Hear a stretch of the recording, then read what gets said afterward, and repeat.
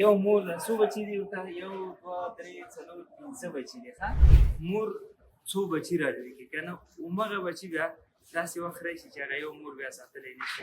مور مینه د انسان په سترګو کې ودرېږي. مور چې کوم خپل اولاد سره مینه لري، هغه مینه حقیقي. باقي چې څومره مینې وي که نه، هغه څه شی دي؟ دروغ. نن دې چې څرنګه د مور سره وکړه او د پلار سره دې وکړه که نه، سبا د خپل اولاد نه همغه شی توقع لرم. السلام علیکم ورحمت الله. زه اول دغه مولانا دې هغه ته لږ رانږدې کړه.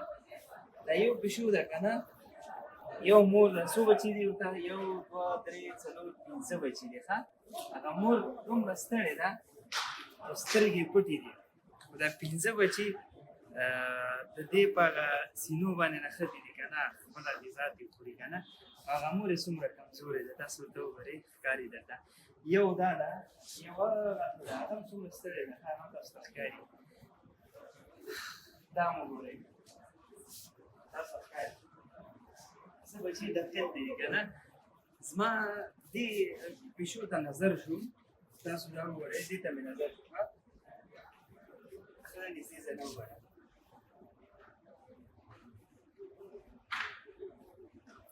راځه، زما دې پیشو ته نظر شو، نو ما ته یو خبره رایاده شوه.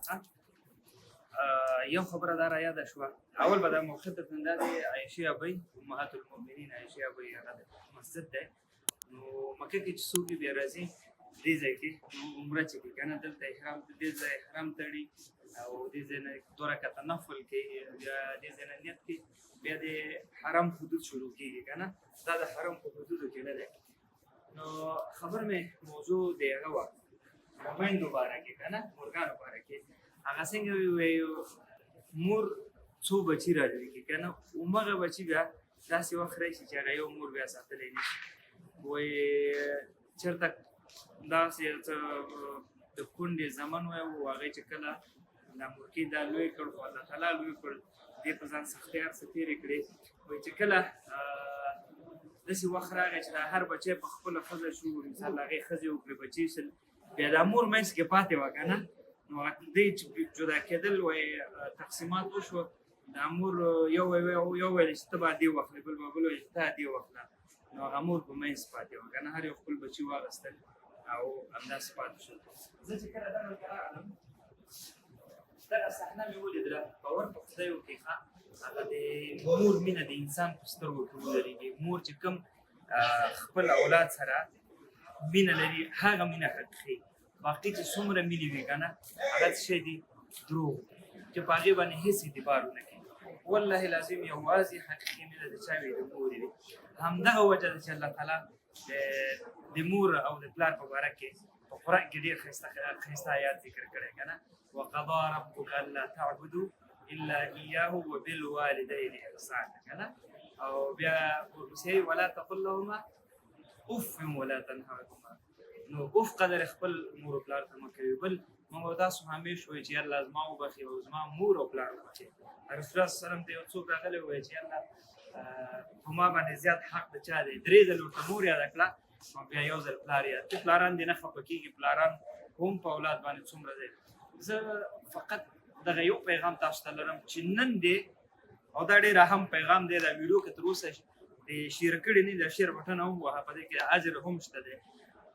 چې نن دې څنګه د مور او پلار سره وکړ که نه، والله لازم تاسو به که خپل چم ګاونډ کې کتلي که نه، نن دې چې څرنګه د مور سره وکړه او د پلار سره دې وکړ که نه، سبا د خپل اولاد نه همغه شی توقع لرم.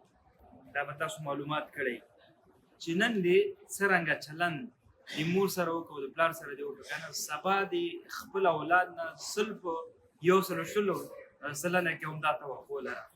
دا به تاسو لیدلي وي. نو کوشش وکړئ چې د میندو زړونه وساتئ، د پلار زړه وساتئ، او تاسو په دې کې ډېر غټ اجر دی که نه. وایي د مور او پلار مخ ته کتل قبول شوي عمرې اجر دی که نه، رسول الله صلی الله علیه وسلم فرمایي. نو ډېر کوشش وکړئ، ځکه دا یو کتل روز مې ما ته هغه د مور او د پلار هغه رایاد شو که نه، ما د دا موضوع رایاده شوه. نو د میندو خیال وساتئ، دعاګانې ورته وغواړئ. او مور ډېر کم عمري چې کله اولاد ځوان شي، د میندو عمرونه ډېر کم. نو کوشش وکړئ چې میندې درنه خوشحاله لاړ شي. والله العظیم چې مور درنه خوشحاله وي، پلار درنه خوشحاله وي، نو په دې پوه شه چې الله درنه خوشحاله دی، رسول درنه خوشحاله دی. صحیح ده. حدیث هم دی، حدیث کې راځي چې د الله تعالی رضا د مور او پلار په رضا کې ده. ویډیو ختموم، لوی الله مو سپارم. السلام علیکم ورحمۃ الله. اکثره هغه هیوادوال چې په اروپایي او په غربي ټولنه کې ژوند کوي، دوی سره د خپلو بچو د آینده یا د مستقبل فکر وي چې زما بچي به په دغسې محیط په دغسې ټولنه کې ژوند کوي. خو طبیعي خبره ده چې دغه ټولنې او دغه محیط اثار به په دغه ماشومانو باندې وي. نو که چېرته تا سره د خپلو بچو دغسې غم وي، راځه دا هیڅ فکر مه کوه. الحمدلله من قرآن کور اکاډمي جوړه کړې ده چې دا اوس موږ سره په لسګونو تعداد باندې الحمدلله ماشومان د روزنې لاندې دي. هغې لپاره موږ خپل کاریکورم او درسي مواد لرو چې په هغې کې دوی ته هم د مور و پلار حقوق، همدارنګه د معاشرې آداب، همدارنګه هغه د شریعت مخالف یا زموږ او ستاسو د افغاني کلتور او عنعناتو مخالف کومې خبرې چې دوی ته په مکتب یا په محیط کې ښودل کېږي، هغه به انشاءالله دلته هر څه صفا کېږي. ته همدا ستا اولاد به انشاءالله داسې روزنه ورته موږ ورکوو چې آینده کې به فکر کوي دا ستا په غېږ کې لوی شوی. که غواړې خپل اولادونه په قرآن کور اکاډمي کې وروزې، په دغه وټساپ نمبر همدا اوس ما سره رابطه کې شه. انشاءالله په یو میاشت کې دننه به ستاسو ته نتیجه مخامخ